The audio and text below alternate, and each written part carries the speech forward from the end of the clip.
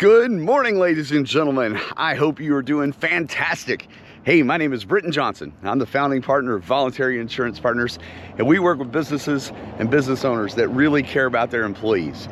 They think of their people as if they're family. They want to do something for their folks when it comes to benefits, but understanding that a budget comes into play.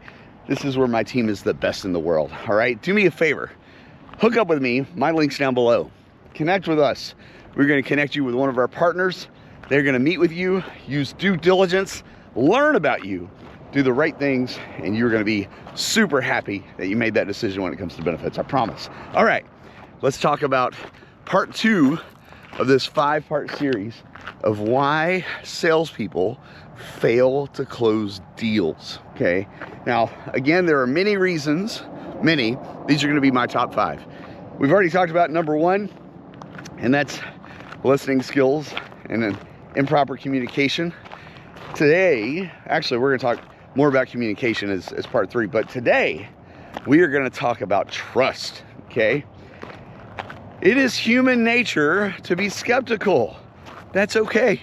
That's all right.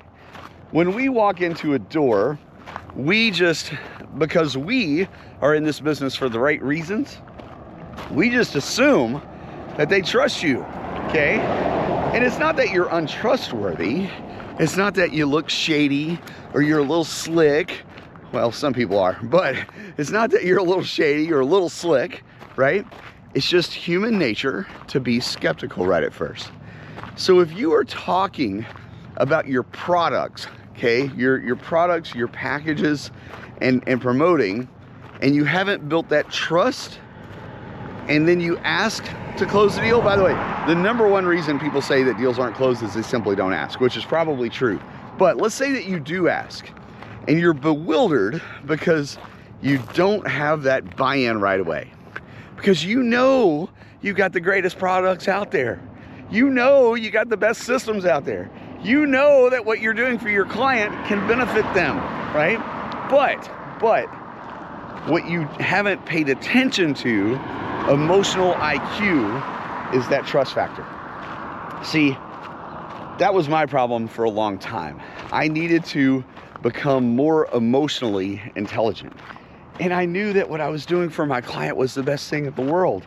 And I just couldn't believe that someone would say, not right now, or they would stall, right? And come to find out, the real reason that they were stalling was because they didn't trust me yet. It's not that I wasn't trustworthy. It's not that I wasn't going to take care of people, but I wasn't listening to those factors.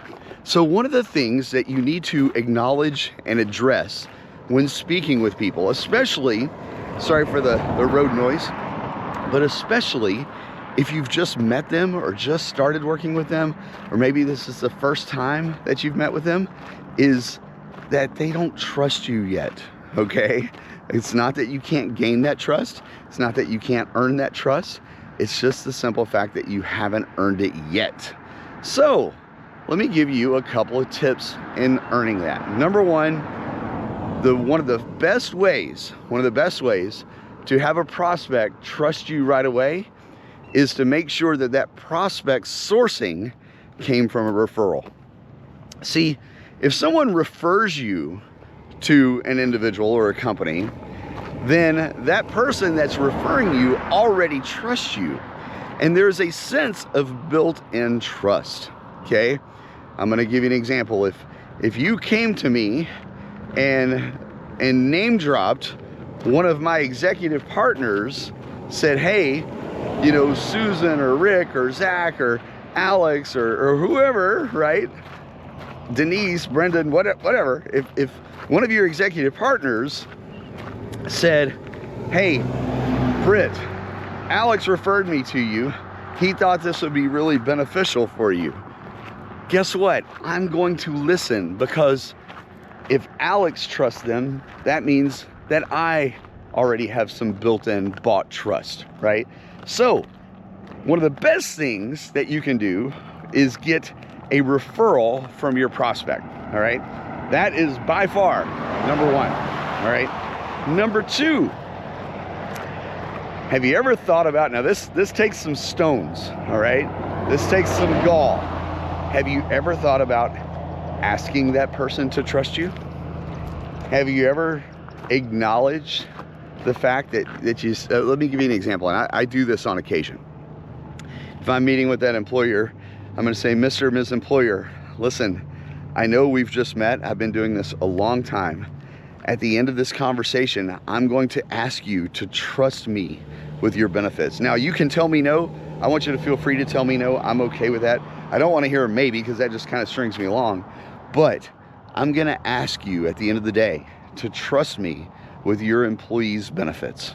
Now, that's a pretty powerful thing to say, right? And you're acknowledging that you are going to ask for that trust rather than lose that emotional IQ and be bewildered at the end of it if they say no or if they stall, right? Which is what most people will do. They'll mostly stall versus just saying no. The third thing that you can do is give examples of other people that have trusted you. Okay, hey, I work with this HVAC company right down the street. I work with 4 other HVAC companies just like yours. Use references if need be, okay? Those things are powerful. So the number 2 reason that salespeople fail to close is the emotional IQ of trust. It's important, all right? Build that trust, take care of your people, and you're gonna be better off. Hey, do me a favor, thumbs up, like, share, subscribe. Help that algorithm go up. It really helps us all out and helps get some great information out there to some good people that need it. Hey, we'll talk to you soon. Hopefully this helped you. We'll see you. Bye.